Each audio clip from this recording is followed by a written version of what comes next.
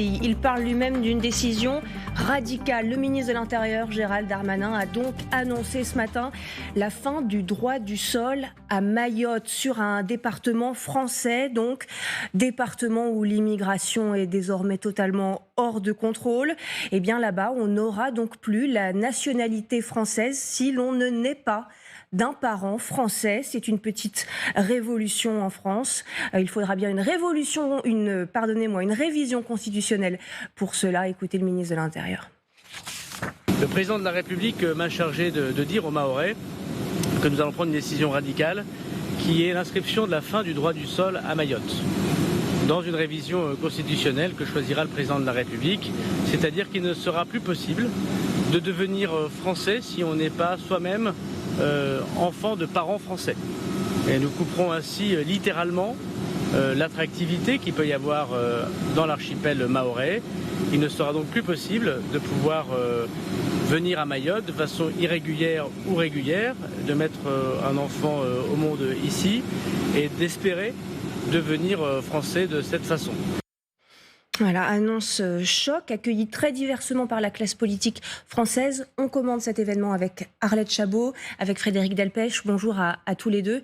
On est également en ligne avec André Rouget. Bonjour à vous, député européen Rassemblement National, délégué à l'Outre-mer. Avant de vous entendre, petit et rapide tour d'horizon, d'autres réactions dans la classe politique. Tout d'abord, très à gauche, LFI, la France Insoumise, Aurélie Trouvé qui tweet ceci sur le réseau social X ce matin. Mayotte n'est donc plus la France, dit-elle, le séparatisme c'est eux. Réaction très satisfaite en revanche à droite. Regardez ce que vient de tweeter Éric Ciotti. Monsieur Darmanin vient d'annoncer la fin du droit du sol à Mayotte. Enfin, sur l'île, 50% des habitants sont des étrangers, rappelle-t-il, avant d'affirmer que sa proposition de loi constitutionnelle, celle des Républicains, le prévoit depuis un an. André Rouget, merci d'être avec nous en direct sur LCI. Est-ce que vous aussi, vous dites enfin aujourd'hui? Mais écoutez, avant, j'observe quand même que la façon d'agir du gouvernement est devenue totalement caricaturale. Il aura fallu que Marine Le Pen adresse un message aux Mahorais par voie de vidéo jeudi soir pour que M. Darmanin daigne se rendre à Mayotte, qui est en situation de crise depuis maintenant plusieurs années. Ce qui veut dire que ce gouvernement n'est plus un gouvernement de dirigeants. Ce sont, comme le disait le général de Gaulle, des zigotos et des politiciens qui ne réagissent qu'en fonction de l'action du Rassemblement national au détriment de l'intérêt général et des Français. S'agissant du droit du sol, je voudrais rappeler que déjà en 2018, Marine Le Pen avait déposé une proposition de loi référendaire appelant à l'application du droit du sol. Proposition qu'elle a repris dans son programme présidentiel lorsqu'elle a proposé de soumettre à référendum des Français tout un arsenal législatif concernant la lutte contre l'immigration, dans lequel figure la fin du droit du sol, qui s'appliquera d'ailleurs à l'ensemble du territoire français et pas seulement à Mayotte. Merci beaucoup André Rouget, restez avec nous. On entend bien que vous souhaitez que ce soit généralisé, on n'en est pas encore là. Il va déjà falloir faire une révision constitutionnelle juste pour effectivement ce département de Mayotte. On n'en est pas encore là. Aujourd'hui, Frédéric Delpech, ça va être un long processus. Alors, Gérald Darmanin l'a déjà annoncé, oui, il y a un processus qui va s'enclencher, mais qui va être sans doute assez rapide, puisque le ministre de l'Intérieur veut aller vite, avec effectivement une révision constitutionnelle pour permettre de supprimer, en tout cas de faire en sorte que le droit du sol ne soit plus appliqué à Mayotte. Il faut rappeler, effectivement, ça a été dit à l'instant, il y a déjà eu un ajustement dans la loi Asile et Immigration de 2018, à savoir que ce droit du sol était conditionné à un séjour de 3 mois pour les étrangers qui arrivaient sur le sol français, sur le sol de Mayotte et qui mettaient au monde un enfant. Donc il y avait déjà des conditions. Là maintenant, c'est une suppression de ce droit du sol qui nécessite donc une révision constitutionnelle, ce qui implique un accord politique entre l'Assemblée et le Sénat. On peut imaginer, au vu des réactions ce matin, que cet accord politique devrait être trouvé, puisque l'ensemble de la droite y est favorable. Et donc, on s'acheminerait vers un processus qui est long, mais qui est sans doute à portée de main pour le ministre de l'Intérieur. Le seul objectif à en écouter André Rouget, ce serait de couper l'herbe sous le pied de Marine Le Pen avec cette annonce? Non, alors je ne pense pas. En fait, cette situation, on la connaît, hein, référendum, indépendance, les Comores choisissent d'être indépendants, l'archipel des Comores, et Mayotte choisit de rester français et est un département français. Depuis, la situation aux Comores est telle qu'on voit partir sur ces fameux bateaux. On a beaucoup vu ces bateaux. Hein. On a beaucoup parlé pendant chaque campagne présidentielle, c'est un sujet, Mayotte et comment on rétablit la situation. On voit qu'il y a des gens qui partent et ils vont effectivement la maternité est la plus grande maternité de France, c'est-à-dire que on vient accoucher à Mayotte quand on est une femme qui vient notamment des Comores, effectivement, pour que les enfants aient la nationalité française. Oui. En 2005, il y a un ministre de l'Intérieur qui s'appelle François Baroin et qui qui envisage le fait effectivement de supprimer le droit du sol à Mayotte parce qu'il y a déjà ce problème.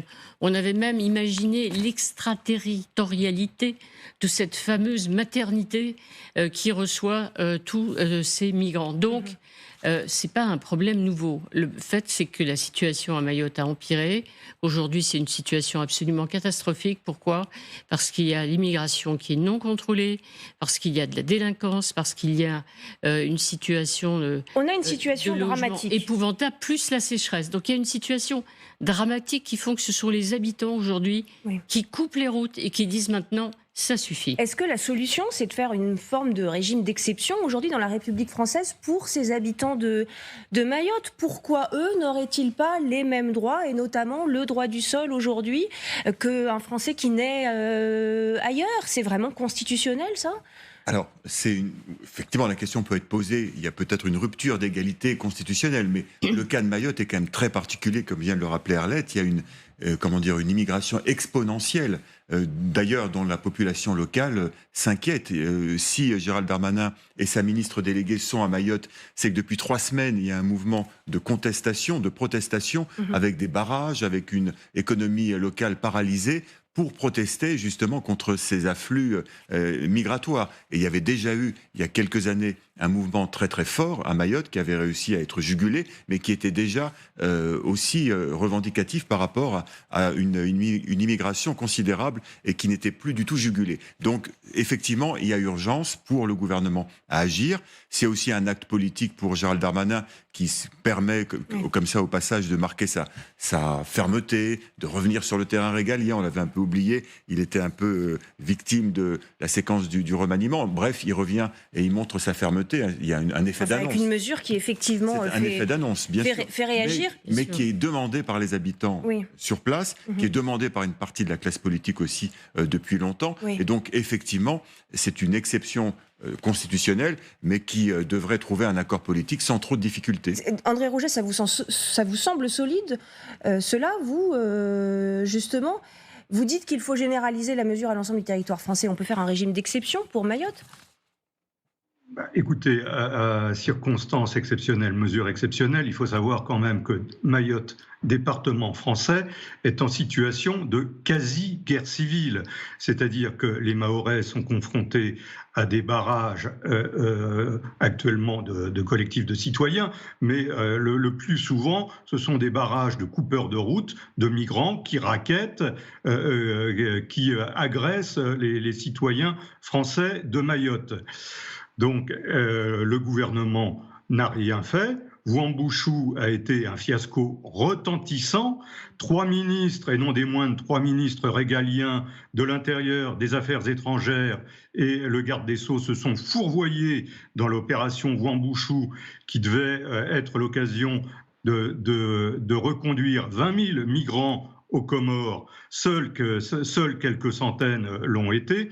Il y a un moment où la France, puissance mondiale, doit pouvoir taper du poing sur la table pour faire entendre raison à l'Union des Comores. André Rouget, ma question est, ce ne sera pas encore une de ces mesures qui sera retoquée au Conseil constitutionnel? C'est tout simplement ma question.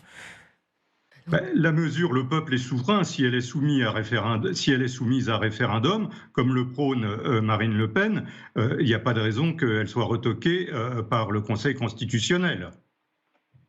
D'accord.